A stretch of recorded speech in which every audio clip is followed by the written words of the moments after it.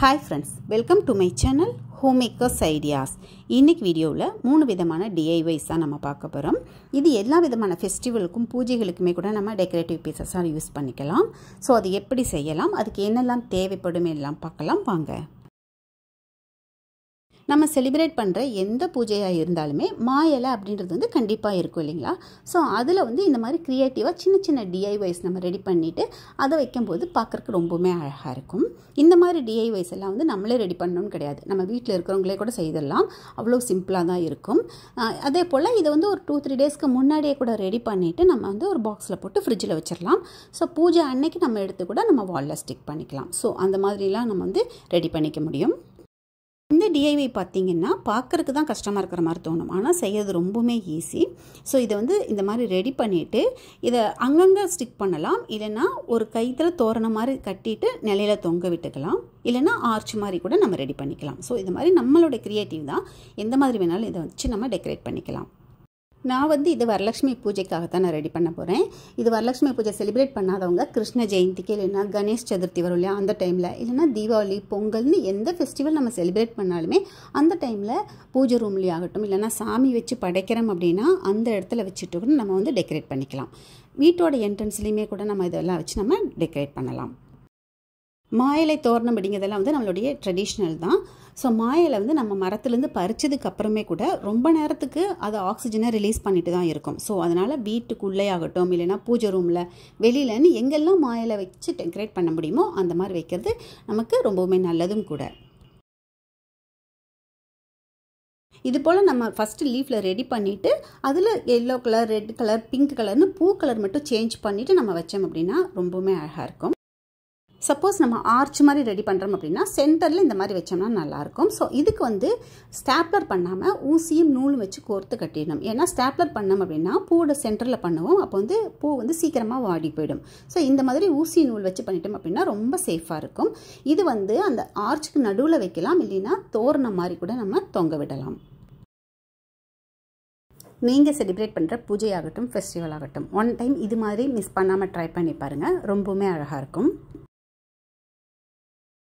Next DIY பார்க்கலாம். நம்ம celebrate பண்ணுற பூஜை எல்லாத்துலேயும் மா இலை எவ்வளோ முக்கியமோ அதே போல் வாழை மரமும் நம்ம வைப்போம் இல்லைங்களா. ஸோ அந்த மாதிரி வாழை மரம் வைக்கிறதுக்காகத்தான் பனானா ஸ்டாண்டுன்னு இது மாதிரி கிடைக்கும்.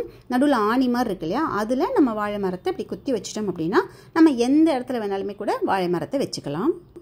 மோஸ்ட்லி இந்த பனானா ஸ்டாண்ட் பார்த்திங்கன்னா மெட்டலில் தான் இருக்கும். ஸோ நான் இதில் வந்து லேஸ் வச்சு ரேப் பண்ணிக்க போகிறேன்.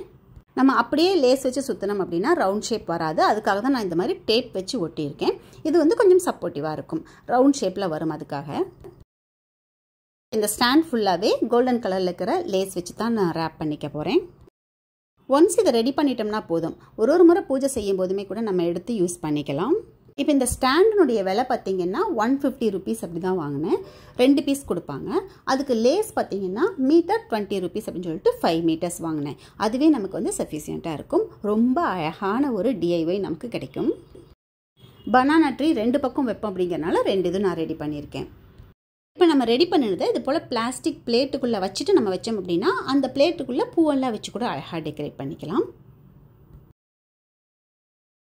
நெக்ஸ்ட்டு DIY பார்க்கலாம். அதுக்கு நான் கர்ட் டப்பா தான் எடுத்திருக்கேன். அதில் கீழே பார்த்தீங்கன்னா 2 ஹோல் பண்ணியிருக்கேன். 2 டப்பாலையும் பண்ணியிருக்கேன். ஏன்னா அது ரெண்டையுமே நான் வந்து ஜாயின் பண்ணணும், அதுக்காக தான். இப்போ அது ரெண்டையும் ஒன்று மேலே ஒன்று வச்சுட்டு கேபிள் டை வச்சு நம்ம கட்டிட்டோம்னா போதும், நல்லா டைட்டாக நின்றுக்கும். இது போல் கர்ட் டப்பாக்கு பதிலாக PVC பைப் கிடைக்கும் பார்த்தீங்களா, கொஞ்சம் பெரிய சைஸாக இருக்கும். அது கூட நமக்கு எவ்வளோ ஹைட் வேணுமோ அந்த ஹைட்டுக்கு வாங்கிட்டு இதே போல் நம்ம ரெடி பண்ணிக்கலாம். இப்போ நம்ம ரெடி பண்ணுற இந்த DIY பார்த்திங்கன்னா சாமி வச்சுட்டு சாமிக்கு 2 சைட்லேயும் வச்சுட்டு அதுக்கு மேலே விளக்கு வச்சுக்கலாம், இல்லைன்னா உருளி வச்சுட்டு தண்ணி ஊற்றி அதில் பூ போட்டு வைப்போம் பார்த்திங்களா, அந்த மாதிரி கூட வச்சுக்கலாம், இல்லைன்னா வீட்டினுடைய என்ட்ரன்ஸில் கூட வைக்கலாம். ரொம்பவுமே அழகான ஒரு DIY இது. இது போல் கேபிள் டை வச்சு கட்டிட்டேன். இப்போ ஒரு சைடு மட்டும் மூடி வச்சு மூடிக்க போகிறேன், இன்னொரு சைடு வந்து ஓப்பனாக தான் இருக்கும். அதில் டபுள் சைட் டேப் வச்சு ஒட்டிட்டு அது மேலேயே நான் வந்து லேஸ் வச்சு சுற்றிக்க போகிறேன். இந்த மாதிரி நம்ம செலக்ட் பண்ணுற லேஸ் எல்லாம் பார்த்தீங்கன்னா கொஞ்சம் பிரைட் கலராகவும் அதில் ஸ்டோன் ஒர்க் இல்லைன்னா இந்த மாதிரி பேர்ல் ஒர்க் இருக்கிற மாதிரி இருந்துச்சுன்னு சொன்னால் ரொம்ப அழகாக இருக்கும். பாக்ஸ் ஃபுல்லாகவே கொஞ்சம் கூட கேப் இல்லாமல் லேஸ் வச்சு சுற்றிக்கலாம். இந்த DIY ரெடி பண்ணுறதுக்கு 1/2 hourலேருந்து 45 minutes இருந்தாவே போதும், ரெடி பண்ணிடலாம். நம்ம விளக்கெல்லாம் வைக்கும்போது டைரெக்டாக தரையில் வைக்க மாட்டோம். கீழே எதனாவது பிளேட் வைப்போம் இல்லைன்னா மணப்பலகை மாதிரி வச்சுட்டு அதுக்கு மேலே தான் நம்ம விளக்கு வைப்போம் இல்லைங்களா. ஸோ இந்த மாதிரி டிஐஒயில் நம்ம ரெடி பண்ணிட்டோம் அப்படின்னா வீட்டில் இருக்கிற வேண்டான்ற பொருளை வச்சு நம்ம ரெடி பண்ணிக்கலாம். இந்த மாதிரி பண்ணும்போது அது பார்க்குறக்கு அழகாகவும் இருக்கும், நமக்கும் ரொம்ப சாட்டிஸ்ஃபைடாக இருக்கும்.